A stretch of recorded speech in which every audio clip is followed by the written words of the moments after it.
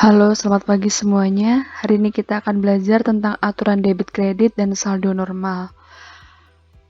Untuk yang pertama, amatilah bukti transaksi berikut ini. Ibu sudah memberikan dua contoh bukti transaksi berupa rekening bank. Yang bisa kalian amati adalah di sini ada tanggal transaksi, ada debit, kredit, dan saldo normalnya. Di sini, tanggal ini adalah tanggal di mana terjadi transaksi dan itu dibuat secara urut. Kemudian, dari transaksi itu akan menyebabkan perubahan posisi baik di debit maupun di kredit. Untuk lebih jelasnya, transaksi apa saja yang menyebabkan debit dan kredit akan dibahas pada slide-slide berikutnya. Untuk yang pertama, kita ingat dulu akun-akun dalam akuntansi. Ada 5 pos. Pos yang pertama itu adalah aktiva atau aset atau biasa kita sebut dengan harta. Untuk yang kedua, pos yang kedua ada kewajiban atau utang. Pos yang ketiga ada ekuitas atau modal. Pos yang keempat ada pendapatan. Pos yang kelima ada beban. Selanjutnya kita bahas satu persatu. Yang pertama, aktiva atau aset atau biasa kita sebut dengan harta. Aktiva atau aset adalah sumber daya yang dimiliki entitas, bisnis, atau badan usaha. Aktiva atau aset merupakan semua hak yang dapat digunakan dalam operasi perusahaan. Sumber daya ini dapat mempunyai bentuk fisik ataupun hak yang mempunyai nilai ekonomisnya. Kita tahu aset terbagi menjadi 3, yaitu aset lancar, aset tetap berwujud, dan aset tetap tidak berwujud. Yang kedua, kewajiban atau liabilitas. Kewajiban di sini adalah utang kepada pihak luar atau kreditor. Kewajiban biasanya diidentikan dalam neraca sebagai jumlah terutang atau payable. Yang ketiga, modal atau ekuitas. Ekuitas pemilik atau modal pemilik adalah hak pemilik terhadap aset usaha. Biasanya sebuah perusahaan itu bisa dimiliki oleh satu orang atau satu modal atau lebih dari satu modal pemilik. Yang keempat, pendapatan atau revenue atau income. Pendapatan atau revenue adalah peningkatan ekuitas pemilik yang diakibatkan oleh proses penjualan barang atau jasa kepada konsumen. Jadi, pendapatan di sini akan menyebabkan kenaikan ekuitas atau modal pemilik. Yang kelima, beban atau expense.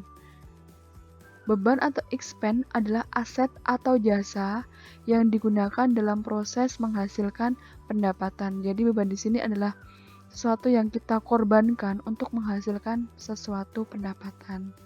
Seperti itu. Selanjutnya di sini ada aturan debit untuk setiap posnya. Yang pertama, aktiva atau aset. Ketika aktiva itu naik atau bertambah, maka posisinya di debit.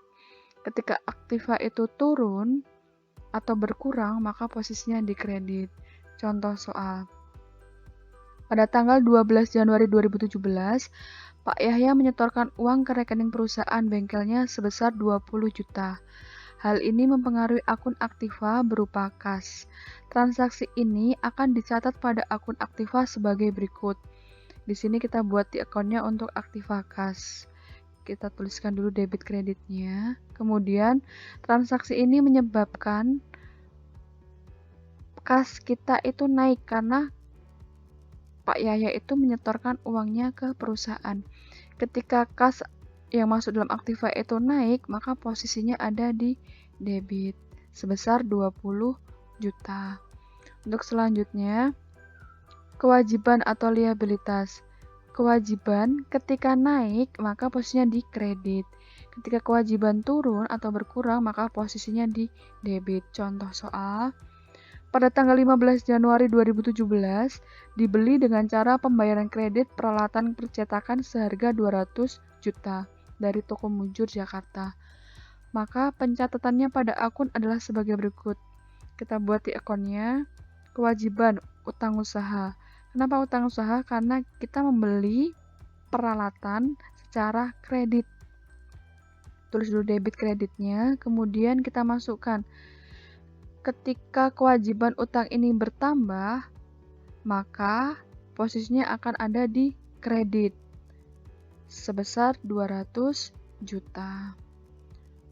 Yang ketiga, modal atau ekuitas. Di sini modal ketika naik atau bertambah posisinya di kredit. Modal ketika turun atau berkurang maka posisinya di debit. Contoh soal. 1 Januari 2013, Budiono menyetorkan uang pribadinya sebesar 500 juta ke rekening perusahaan. Transaksi ini mengakibatkan harta berupa kas bertambah 500 juta dan ekuitas pemilik juga bertambah 500 juta. Di sini mempengaruhi dua hal, ada kas dan ekuitas. Namun yang kita buat adalah modal. Tulis dulu debit kreditnya. Ketika Pak Budiono menyetorkan uangnya ke perusahaan, berarti modal Pak Budiono itu juga bertambah. Ketika modal naik atau bertambah, maka posisinya di kredit sebesar 500 juta. Yang keempat,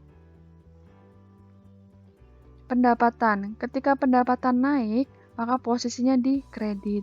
Ketika pendapatan turun, maka posisinya di debit. Di sini 10 Januari 2017 diterima berkas pendapatan percetakan senilai 60 juta. Kita buat di akunnya. Pendapatan, debit, kredit. Transaksi ini menyebabkan kita mendapatkan pendapatan, menerima pendapatan. Jadi pendapatan kita naik.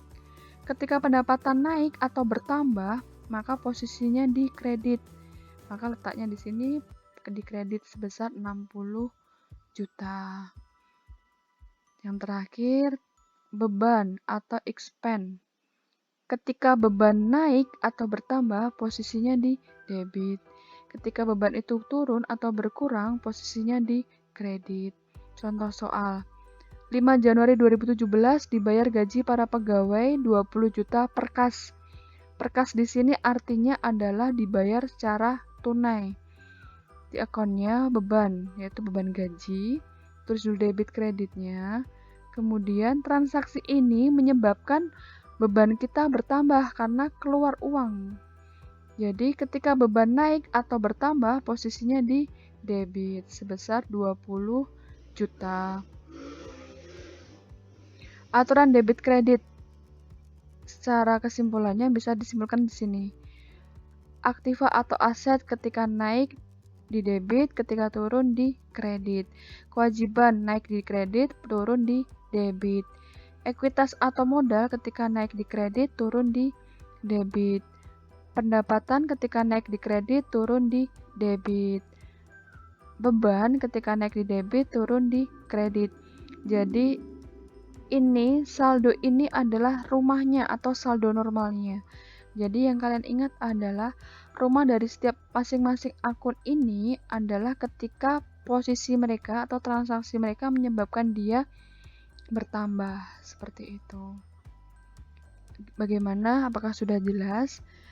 Jika belum jelas, kalian bisa tanya melalui WA ke Ibu atau kalian baca modul yang sudah Ibu sediakan. Untuk selanjutnya akan ada kuis. Kuis ini bisa kalian kerjakan dengan mengakses link. Link nanti akan dibagikan melalui grup WA kelas. Quotes untuk hari ini dari Ahmad Zaki, CEO Bukalapak. Keberuntungan hanya menghampiri mereka yang mempersiapkan. Proses panjang yang sudah dilalui membuatnya siap saat kesempatan datang. Apakah kalian siap? Kalau kalian siap, berarti kalian harus berkarya sebaik mungkin, belajar sebaik mungkin, dan gunakan waktu sebaik mungkin karena keberuntungan kalian itu harus dipersiapkan. Oke, terima kasih untuk perhatiannya dan sampai jumpa.